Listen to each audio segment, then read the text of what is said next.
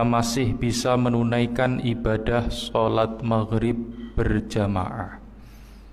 Dan semoga ibadah sholat maghrib yang kita tunaikan akan dicatat oleh Allah Subhanahu wa Ta'ala sebagai amal sholih kita. Apalagi ditambah setelah sholat maghrib berjamaah, kita bersama-sama mengkaji ayat-ayat Allah dan sunnah-sunnah Rasulullah di dalam majelis ilmu ini. Dan insya Allah dengan hadirnya kita di majelis ilmu ini, maka Allah akan meninggikan derajat kita di hadapan Allah Subhanahu wa Ta'ala. Sebagaimana firman Allah, yarfa'illahu alladhina amanu minkum walladhina utul ilma darajat. Allah akan meninggikan derajat orang-orang yang beriman dan orang-orang yang berilmu. Ma'asyiral muslimin rahimakumullah. Kemudian salawat dan salam semoga senantiasa tercurah limpahkan kepada junjungan kita Nabi Muhammad sallallahu alaihi wasallam, dan semoga kita semua bisa berittiba kepada beliau. Ittiba dalam artian mengikuti jejak langkah beliau Nabi Muhammad sallallahu alaihi wasallam. Dengan berittiba kepada beliau, insya Allah kita akan mendapatkan cinta Allah Subhanahu wa Ta'ala. Allah berfirman, "Qul in kuntum tuhibbunallah fattabi'uni yuhibbukumullah wa yaghfir lakum dzunubakum." Katakanlah, jika engkau mencintai Allah, maka ikutilah aku. Maksudnya kita diminta untuk mengikuti Nabi Muhammad sallallahu alaihi wasallam. Maka ketika kita sudah bisa berittiba dengan sebenar-benarnya, maka Allah akan mencintai kita. Dan ketika Allah sudah mencintai kita, maka Allah akan berikan karunia terbesarnya untuk kita, yaitu wa yaghfir lakum dzunubakum. Allah akan mengampuni segala dosa-dosa kita. Ma'asyiral muslimin rahimakumullah. Ampunan Allah akan dosa-dosa seorang hamba itulah yang akan menjadikan hamba tersebut itu bisa masuk ke dalam surga Allah Subhanahu wa Ta'ala. Nah, kita malam hari ini akan membahas tentang bagaimana cara meraih ampunan Allah Subhanahu wa Ta'ala. Supaya apa? Kita bisa masuk ke dalam surga Allah Subhanahu wa Ta'ala. Nah, ibu-ibu, bapak-bapak, saudara-saudara yang dirahmati oleh Allah Subhanahu wa Ta'ala, Allah berfirman dalam Quran surah 3 Ali Imran ayat 133. Ini yang sudah sering sekali kita dengar, bahkan sudah kita hafal. A'udzu billahi minasyaitonir rajim. Wasari'u ila maghfiratin mir rabbikum wa jannatin 'arduhas samawatu wal ard. Wasari'u. Jadi ayat ini itu menyuruh kita untuk apa? Menyegerakan diri. Ya, untuk bersegera ila maghfiratin mir rabbikum. Bersegera apa? Bersegera meraih ampunan Allah Subhanahu wa Ta'ala. Kenapa kita harus bersegera meraih ampunan Allah? Karena dengan ampunan Allah itulah kita akan bisa masuk ke dalam wa jannatin 'arduhas samawatu wal ard. Yaitu kita akan bisa masuk ke dalam surga yang luasnya seluas langit dan bumi. Nah, jadi ibu-ibu, bapak-bapak sekalian, bahwa kita diminta oleh Allah, disuruh oleh Allah untuk bersegera meraih ampunan. Kalau ampunan sudah didapat, maka surga akan diberikan oleh Allah kepada kita. Tentunya surga yang seluas langit dan bumi. Maksud seluas langit dan bumi ini Bapak Ibu, itu adalah surga ini kenikmatannya itu tidak terbatas. Kenikmatannya ini tidak terhingga, tidak ada ujungnya. Niku, nggih. Ma'asyiral muslimin, ibu-ibu, bapak-bapak, saudara-saudara yang dirahmati oleh Allah Subhanahu wa taala. Nah, ayat yang tadi kita bacakan itu Bapak Ibu sekalian, ya, Ali Imran 133 ini selaras dengan Quran surah As-Saff ayat 12. A'udzu billahi minasyaitonir rajim. Yaghfir lakum dzunubakum wa yudkhilkum jannatin tajri min tahtihal anhar wa masakin thayyibatan fi jannati 'adn. Dzalika fauzul 'adzim. Yaghfir lakum dzunubakum, Allah ampuni kesalahanmu.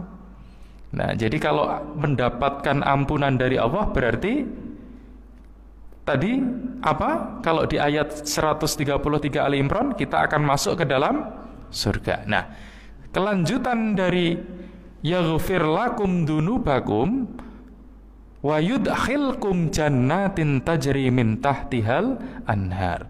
Allah masukkan ke dalam surga yang di bawahnya mengalir sungai-sungai.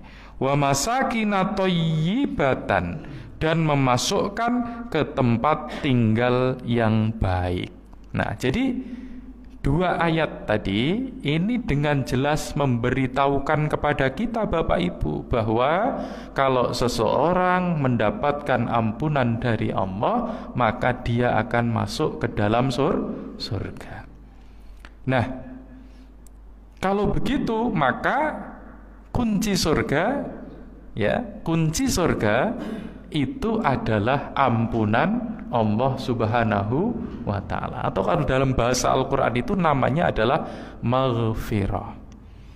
Jadi kunci surga itu maghfirah, ampunan dari Allah Subhanahu wa taala. Bahkan Rasulullah Shallallahu alaihi wasallam bersabda, amal solih yang kita lakukan semasa kita hidup di dunia ini, kalau ditotal semuanya itu belum cukup untuk membayar nikmatnya mata yang Allah berikan. Jadi kalau kita hitung-hitungan, ya, kita hanya mengandalkan amal soleh kita, ini kata Rasulullah, amal solehmu sing mok lakoni awan bengi kuwi urung cukup nggo gawe mbayar nikmat mata yang diberikan oleh Allah. Belum lagi nikmat pendengaran, belum lagi nikmat perasa, belum lagi nikmat bisa menghirup udara. Nah, ini makanya selain kita beramal soleh, maka yang penting juga bagi kita adalah mendapatkan apa?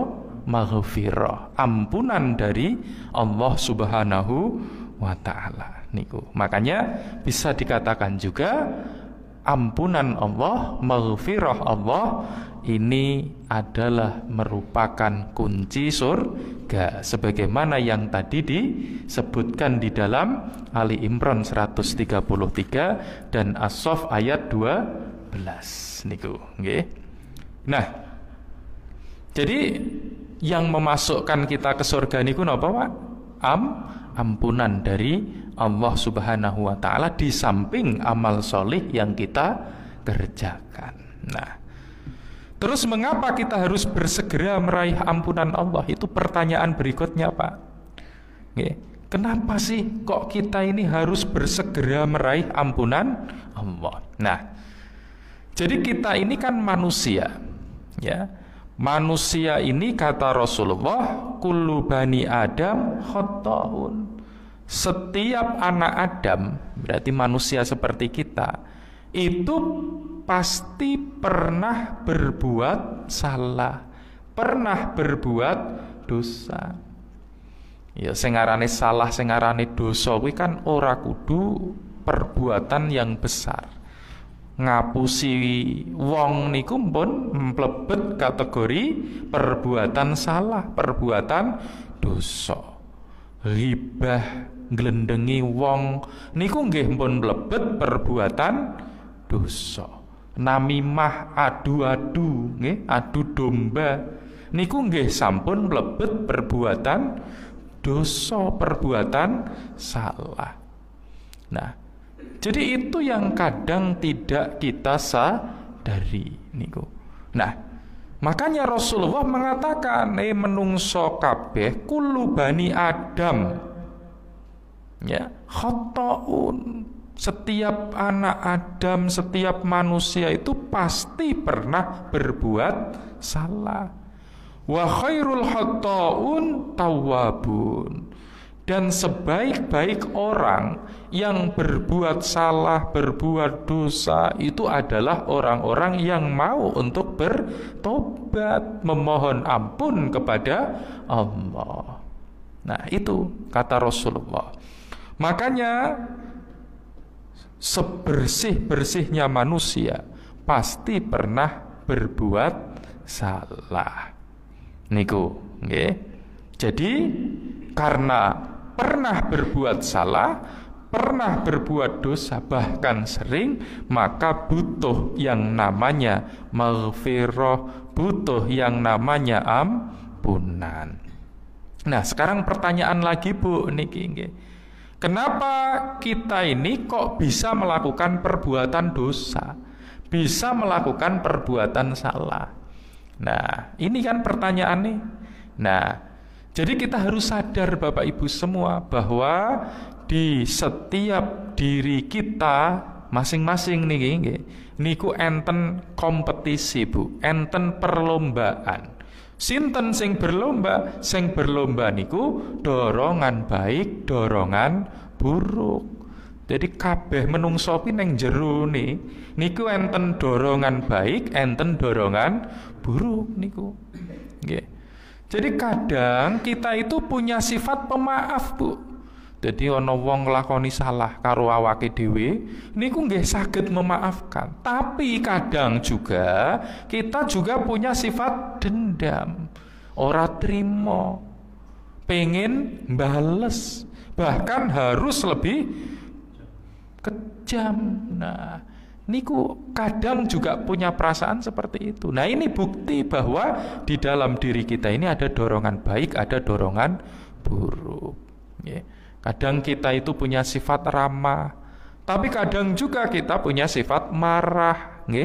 Nah, niki karena enten apa? Dorongan baik, enten dorongan buruk. Niku. Kita baca di dalam Quran surah Asy-Syams ya. Fa'alhamaha fujuraha wa taqwaha. Maka diilhamkan kepada jiwa itu apa? Fujuraha, ada dorongan buruk, fujur. Wa taqwaha, dan ada dorongan baik. Jadi setiap jiwa itu punya dua dorongan itu.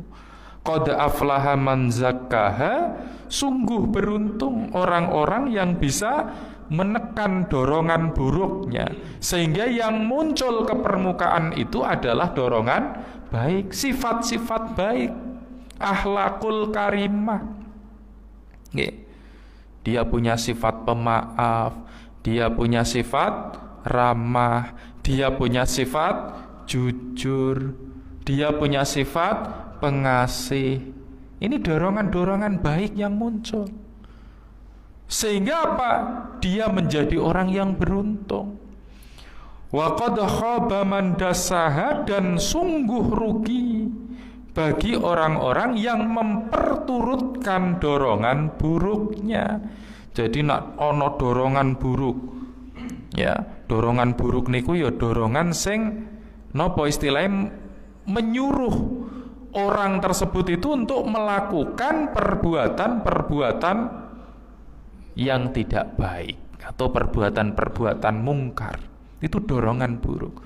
Selalu diperturutkan itunya, maka dia akan menjadi orang yang sangat rugi. rugi, kata Allah Subhanahu wa taala. Makanya Bu, nggih, kalau kita sadar nggih, di dalam jiwa kita ini ada dorongan baik, ada dorongan buruk, maka kita harus senantiasa napa? Bermuhasabah. Sedina iki kuwi aku kira-kira nglakoni perbuatan buruk niku napa mawon. Nggih, nglakoni perbuatan yang sudah baik niku napa mawon.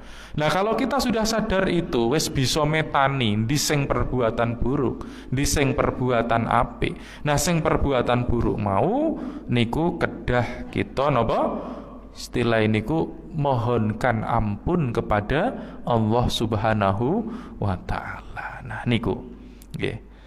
Jadi napa Bapak Ibu, kenapa kita harus meraih ampunan? Karena kadang yang muncul ke permukaan itu adalah sifat buruk kita, yang itu merupakan perbuatan dosa, perbuatan maksiat niku, nggih.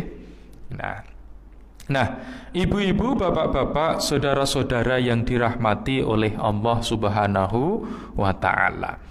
Terus bagaimana caranya kita itu mendapatkan ampunan dari Allah Subhanahu wa taala? Ini yang paling penting. Bagaimana caranya? Nah, ibu-ibu, bapak-bapak, yang pertama kali yang harus kita lakukan adalah kita harus mengakui kesalahan kita dulu. Nggih. Jadi kalau tadi nggih, kita sudah sadar napa? Sadar bahwa di dalam diri kita niku enten dorongan baik, enten dorongan buruk, nggih. Niku nak pun saged metani niki dorongan buruke niku, terus napa? Kita akui bahwa kita itu sudah melakukan kesalahan, sudah melakukan perbuatan dosa. Ini awal Bu, awal dari cara kita ini mendapatkan maghfirah dari Allah Subhanahu wa ta'ala, mendapatkan ampunan dari Allah. Satu, akui kesalahan. Ini adalah sifat gentleman seorang manusia, seorang hamba, mengakui kesalahan. Jadi kalau tidak mau mengakui, ya nggak mungkin kita itu akan memohon ampun, dan nggak mungkin Allah akan memberikan ampunan. Dalam kehidupan sehari-hari sajalah Bapak Ibu, dalam kehidupan rumah tangga, seorang suami istri, kalau nggak ada yang mau mengakui kesalahan, ya tidak ada proses saling memaafkan. Jadi harus ada yang mengakui dulu, nanti akan ada perasaan saling memaafkan.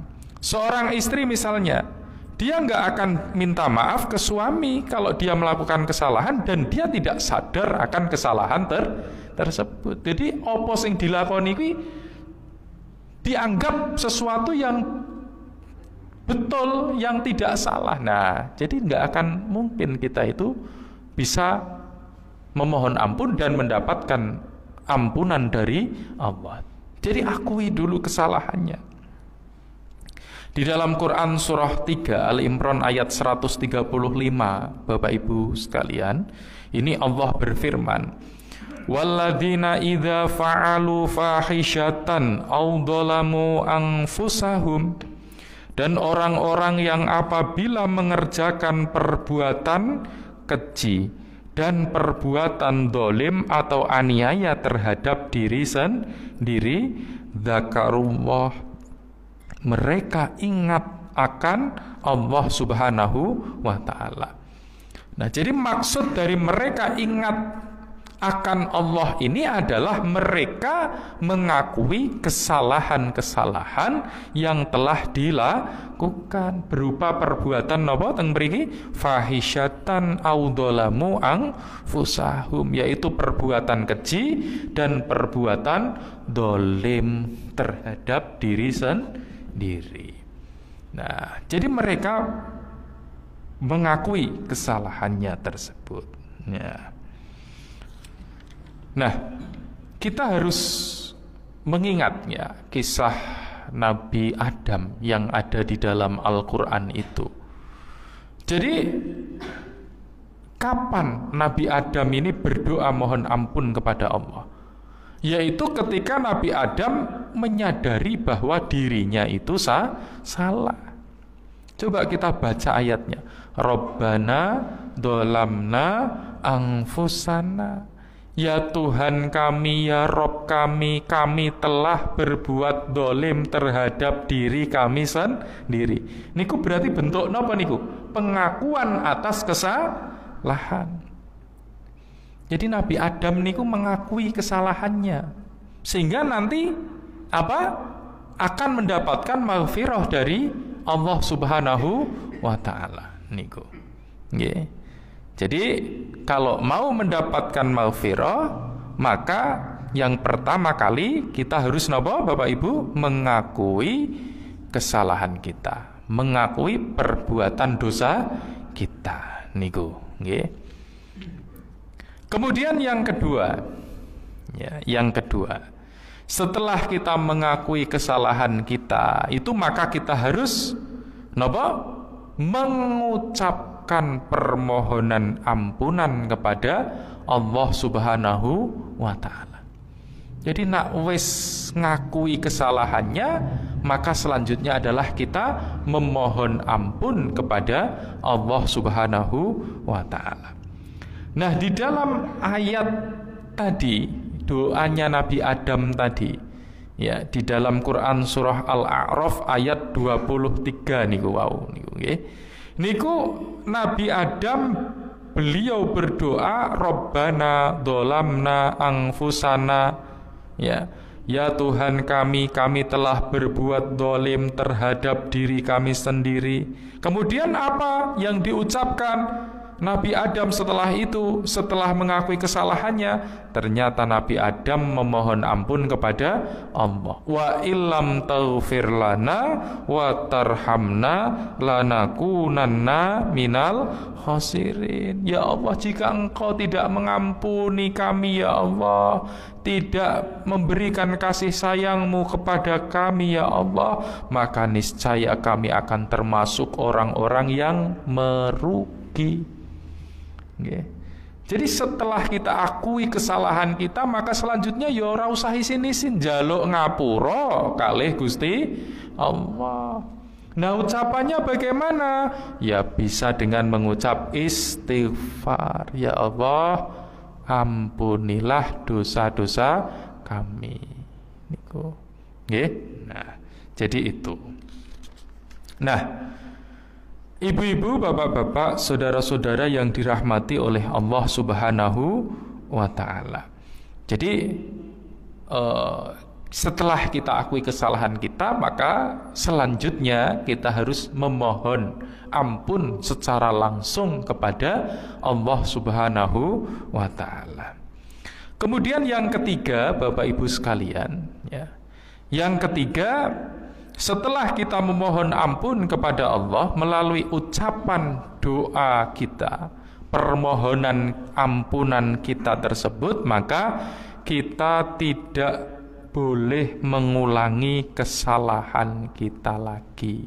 Tidak boleh mengulangi perbuatan dosa kita. Tidak boleh mengulangi perbuatan maksiat kita. Nggih. Jadi kalau sudah minta maaf, ya jangan diulangi kesalahannya lagi. Nah, dalam Quran surah Ali Imran ayat 135, ya, yang tadi ya, yang kita bacakan tadi, ya. Walladzina idza fa'alu fahishatan aw dzalamu anfusahum dzakarullah, ya kan? Fastaghfaru lidzunubihim wa may yaghfiru dzunuba illallah wa lam yasirru ala ma fa'alu wa hum ya'lamun. Dan mereka tidak meneruskan perbuatan kejinya itu sedang mereka mengetahui. Jadi di dalam ayat tadi Quran surah Ali Imran 135, ya, orang-orang yang sudah bertobat memohon ampun kepada Allah itu, maka dia sudah seharusnya untuk bertekad tidak akan mengulangi perbuatan dosanya tersebut, perbuatan salahnya tersebut. Walam yasirru ala ma fa'alu, dan mereka tidak meneruskan perbuatan kejinya itu. Nah, Ma'asyiral muslimin rahimakumullah. Jadi yang namanya tidak meneruskan itu ya kita harus benar-benar menjaga diri kita, Bu. Nak sing mau niki kok sering berbuat dusta, bohong itu, maka ya kita jaga supaya kita tidak melakukan perbuatan dusta atau bohong tersebut. Kalau kita suka mengambil hak orang lain, mencuri, menipu dan sebagainya, maka ya kita tidak boleh. Kita harus berjuang sekuat tenaga supaya kegiatan dusta atau mengambil hak orang lain atau menipu dan sebagainya itu juga tidak kita lakukan lagi. Nah, itu yang ketiga, nggih. Jadi yang pertama tadi napa? Kita mengakui kesalahan kita. Kemudian yang kedua napa, Bu? Memohon ampunan kepada Allah Subhanahu wa taala. Dan yang ketiga, tidak mengulangi kesalahannya lagi. Terus yang keempat, setelah kita bertekad untuk tidak mengulangi kesalahan kita, maka kita harus melakukan amalan-amalan sholih.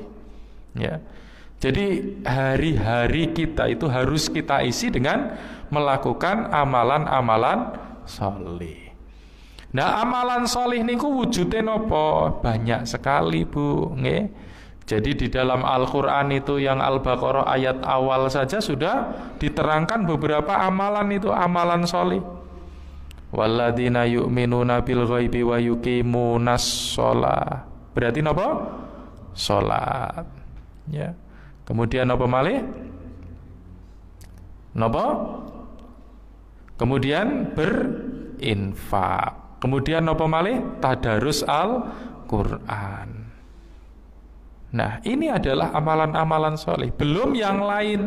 Masih banyak ayat-ayat yang menjelaskan tentang amalan-amalan soleh. Nah, jadi orang yang dia itu sudah sadar, mengakui kesalahannya, dia mohon ampun kepada Allah, dia tidak mengulangi kesalahan itu lagi, maka langkah berikutnya adalah dia isi hari-harinya dengan melaksanakan amalan-amalan soleh. Sholatnya dipenuhi 5 waktunya, subuh, duhur, asar, maghrib, isya. Kemudian kalau yang fardu sudah, ya berarti tinggal nambahi yang sunnah. Sunnahe nopo? Rawatib terlebih dahulu. Apa saja itu? Arba'ata qabla duhri, 4 rakaat sebelum duhur. Rakaataini ba'daha, 2 rakaat setelahnya. Rakaataini qablal asri, 2 rakaat sebelum asar. Rakaataini ba'dal maghrib, 2 rakaat setelah maghrib. Rakaataini ba'dal isya, 2 rakaat setelah isya. Rakaataini qablal fajr, 2 rakaat sebelum subuh. Bunya lahu bihina baitun fil jannah. Maka Allah akan bangunkan sebuah rumah di surga. Nah, kalau rawatibnya sudah, kerjakan duha. Kapan waktu duha? Nah, kalau sekarang di masjid-masjid sudah ada jadwalnya. Nah, ini suruh 5.35 duha 6 lebih 0 14 jam niku nak bar niku. Salat berapa rakaat? 4 rakaat, minimal ya 2 rakaat. Niku dikerjakan. Insya Allah, ya. Tobat kita ini akan diterima oleh Allah Subhanahu wa ta'ala, dan kita akan mendapatkan maghfirah, ampunan dari Allah Subhanahu wa ta'ala. Kemudian kalau malam dia sudah bertekad sebelum tidur supaya apa? Bisa bangun lebih awal untuk menunaikan sholat tahajud. Dia bertekad berdoa kepada Allah sebelum tidur. Ya Allah, ya, dengan menyebut namamu aku hidup dan aku mati. Bismika Allahumma ahya wa bismika amut. Kemudian berzikir. Zikirin apa, Bu? Saderenge bubuk niku. Yang pertama membaca Al-Fatihah, kemudian Al-Ikhlas, kemudian Al-Falaq, kemudian An-Nas, kemudian ayat Kursi, kemudian akhir surat Al-Baqarah. Niku paling boten nggih. Niku zikir sebelum tidur. Nah, jadi nanti kemudian insya Allah ketika kita bertekad untuk bangun lebih awal menunaikan sholat tahajud, maka kita akan dibangunkan oleh Allah Subhanahu wa ta'ala. Kita tunaikan, pripun? Harus suci. Harus? Nah, lebih baik suci. Makanya sebelum tidur diusahakan untuk mengambil air wudu. Insya Allah kalau kita itu suci. Nah, di Riyadhus Shalihin niku nggih sing bab keutamaan menjaga wudu itu, ya. Kalau kita menjaga wudu sebelum tidur itu akan banyak keutamaannya. Salah satunya kalau kita terlanjur ini nyawanya orang tidur itu kan diambil sama Allah. Ya, kalau nyawa ini nggak dilepas sama Allah, maka kita insya Allah akan meraih husnul khotimah karena dalam keadaan yang suci sebelum tidur. Nah, jadi itu Bapak Ibu sekalian, nggih. Nah, ibu-ibu, bapak-bapak, saudara-saudara yang dirahmati oleh Allah Subhanahu wa taala, selain sholat, tadarus Al-Qur'an. Tadarus Al-Qur'an ini penting Bapak Ibu. Pentingnya kenapa? Karena ini adalah zikir kita kepada Allah Subhanahu wa taala. Bentuk mengingatnya kita kepada Allah yang paling mudah itu adalah dengan membaca Al-Qur'an. Makanya yang membaca Al-Qur'annya masih seminggu sekali, ya, tiap malam Jumat, dan yang dibaca hanya 1 surat saja misalnya, maka kita harus rutinkan tiap hari dan harus bersambung. Boleh membaca surat-surat tertentu karena memang ada fadilahnya, ada keutamaan-keutamaan surat-surat tertentu yang dibaca, ya, seperti Quran surah Al-Waqiah, Al-Mulk, ya, Kahfi. Itu semua punya keutamaan-keutamaan, tapi untuk tadarus rutinnya itu kita urutkan, ya, dari Al-Fatihah, Al-Baqarah, Ali Imran, kemudian An-Nisa, dan seterusnya sampai An-Nas. Setelah khatam kita berdoa. Di belakang Al-Quran itu kan sudah disediakan doanya, ya, kita baca. Insya Allah niku juga istilah ini akan menjadikan kita ini mendapatkan maghfirah dari Allah Subhanahu wa ta'ala. Karena apa? Mengisi hari-hari dengan melaksanakan amalan-amalan salih. Demikian juga infak.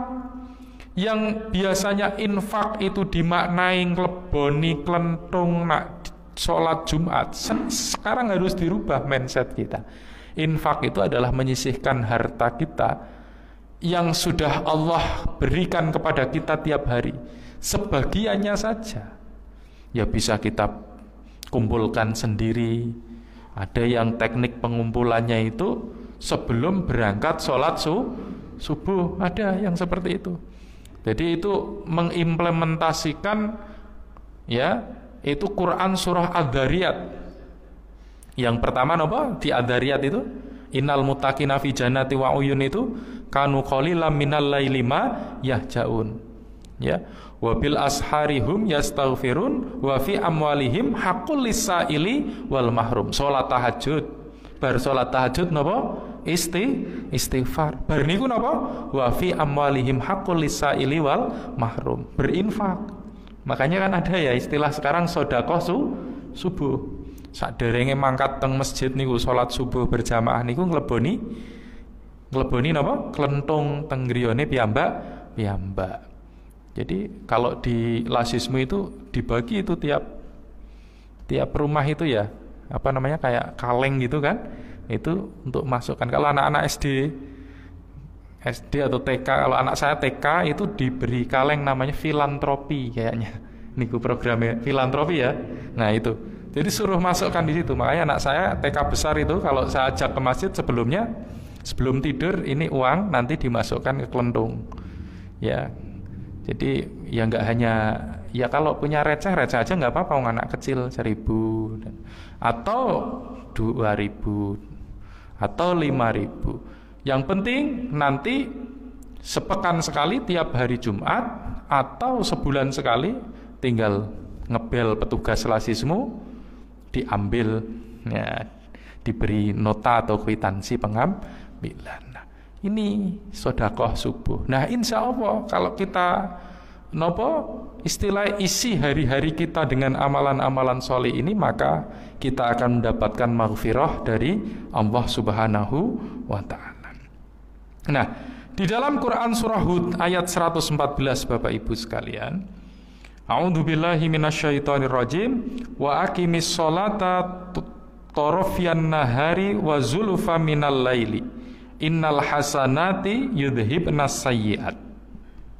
Nah, jadi innal hasanati, sesungguhnya perbuatan-perbuatan baik itu yudhibnas sayyi'at, akan menghapuskan perbuatan-perbuatan buruk atau akan menghapuskan dosa-dosa dan kesalahan-kesalahan.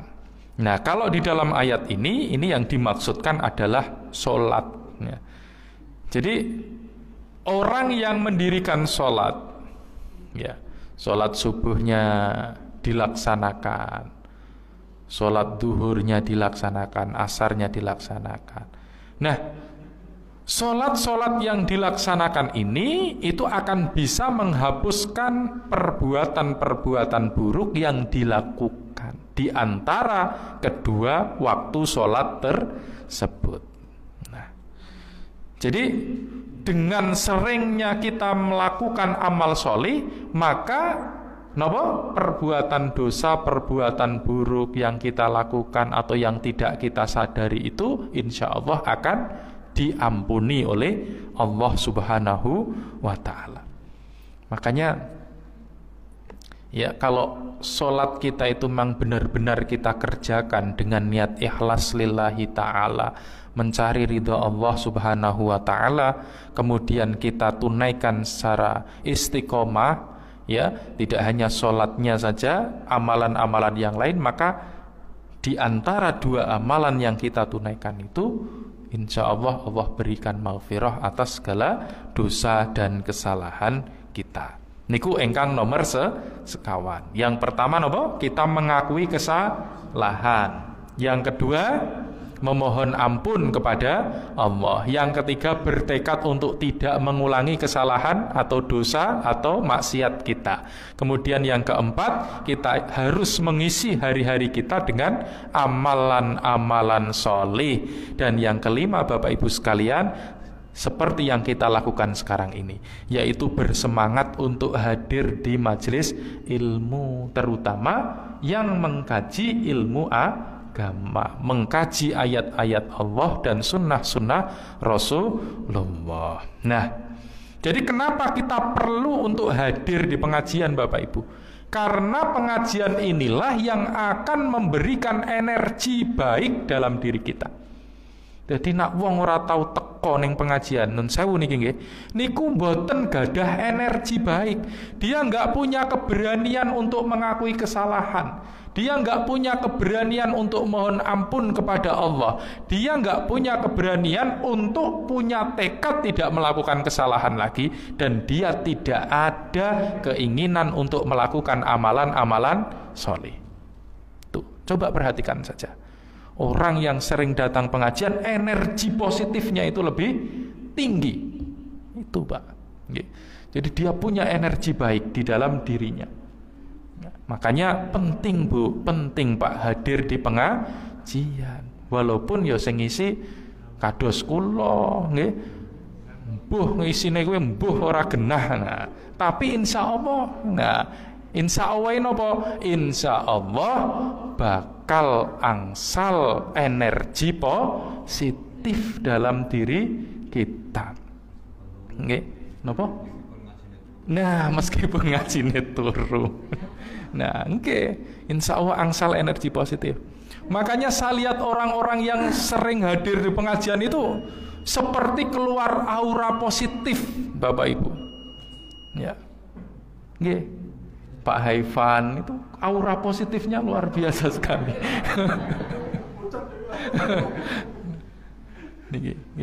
Insya Allah. Jadi energi positif itu muncul dari pengajian. Ya bukannya apa-apa Bu, kalau kita hadir di majelis ilmu ini, malaikat ini datang mendekat kepada kita. Ya kan? Nah, banyak itu hadisnya di dalam kitab-kitab ilmu. Nah, jadi malaikat datang, malaikat meletakkan sayapnya, kemudian mencatat siapa yang hadir di majelis ilmu itu. Kalau dia berdoa, malaikat mengaminkan. Kalau dia mohon ampun, malaikat akan istilahnya memohonkan ampun kepada Allah Subhanahu wa ta'ala. Nah, niku. Kalau tidur ya insya Allah dia akan mendapatkan energi yang lain juga. Nah, niku. Nah, di dalam Quran surah Muhammad ayat 19, Bapak Ibu sekalian, ya, Allah berfirman, fa'lam annahu la ilaha illallah. Maka pelajarilah olehmu kalimat la ilaha illallah. La ilaha illallah niki mboten sembarang kalimat, Bapak Ibu. La ilaha illallah ini adalah sumber ketauhidan di dalam Islam, sumber segala jenis ilmu yang ada di alam semesta ini. Itu adalah kalimat la ilaha illallah. Makanya yang paling penting itu kita harus belajar la ilaha illallahnya itu dulu. La ilaha illallah, tidak ada Tuhan yang berhak diibadahi, disembah, melainkan hanya Allah Subhanahu wa ta'ala. Wastaghfir li dzambik. Maka ketika kita sudah belajar kalimat la ilaha illallah, kita akan tahu bahwa diri kita masih jauh dari sempurna. Diri kita tidak punya kekuatan apa-apa, dan diri kita masih jauh dari sesuatu yang diharapkan oleh Allah. Makanya kita akan mengakui kesalahan-kesalahan kita, kita akan memohon ampun kepada Allah, kita bertekad tidak akan mengulangi kesalahan lagi, kemudian kita akan isi hari-hari kita dengan melakukan amal sholih. Nah, jadi itu, hadir di majelis ilmu. Jadi itu Bapak Ibu sekalian, ya, yang bisa kita kaji. Biasa Bu ngajine enteng-entengan mawon nggih. Nah niku. Insyaallah apa yang sudah kita kaji pada malam hari ini akan meningkatkan keimanan dan ketakwaan kita kepada Allah Subhanahu wa taala, dan semoga kita semua ya akan mendapatkan maghfirah, ampunan dari Allah Subhanahu wa ta'ala. Karena kita tahu amal soleh yang kita lakukan itu tidak cukup untuk memasukkan kita ke dalam surga Allah. Makanya jangan terlalu pede dengan amalan-amalan soleh kita, karena banyak sekali perbuatan maksiat yang kita lakukan di antara kedua amalan soleh itu. Makanya kita berharap ampunanmu ya Allah, ampunanmu ya Allah. Kita sadar ya kan tadi, wasari'u ila maghfirah. Allah menyuruh kita bersegera ampunan. Kamu harus bersegera mendapatkan ampunan dari Allah. Kalau kamu sudah dapat ampunan Allah, amal solehmu baik, maka akan dimasukkan ke dalam surga yang luasnya seluas langit dan bumi. Nah, cekap semanten ibu-ibu, bapak-bapak ingkang saged kita kaji ing dalu menika, monggo sareng-sareng kita tutup kelawan doa kafaratul majlis. Bismillahirrahmanirrahim. Subhanakallahumma wa bihamdika asyhadu an la ilaha illa anta astaghfiruka wa atubu ilaik. Nasru minallah wa fatun qarib. Wassalamualaikum warahmatullahi wabarakatuh.